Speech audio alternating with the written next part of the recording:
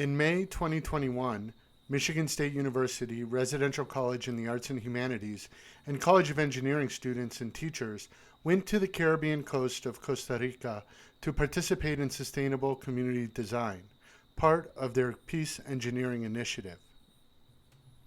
I probably in particular love those aha moments with students where we see them kind of suddenly gain perspective, that understanding that the world is so much greater than what they have experienced thus far in their lives and in their careers, and knowing that they're going to take that into their careers and into their lives. Well, the impact that it has right now, I think it is that we can provide another tool for the girls, in that case to have English as a future for them, like maybe to get a job or something, but it's like a real opportunity to have that knowledge that I think is important for them.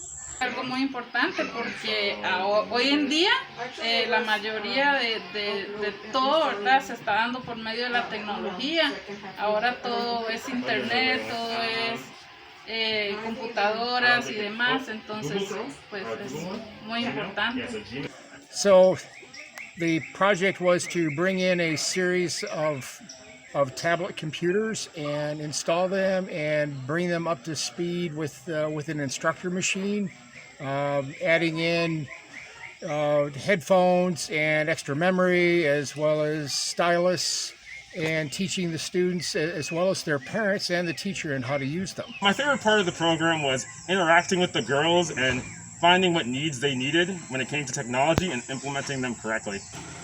Seeing the girls' faces when they finally got to see the tablets. Getting to see the girls for the first time and seeing how excited they were to get with the program and how excited they were to learn or motivated.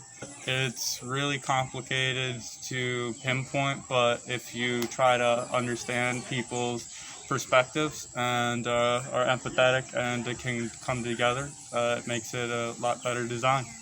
Great to see the glow on these young women's faces, to know that someone does care about them and is working with them to help them to better their lives. It's just tremendous.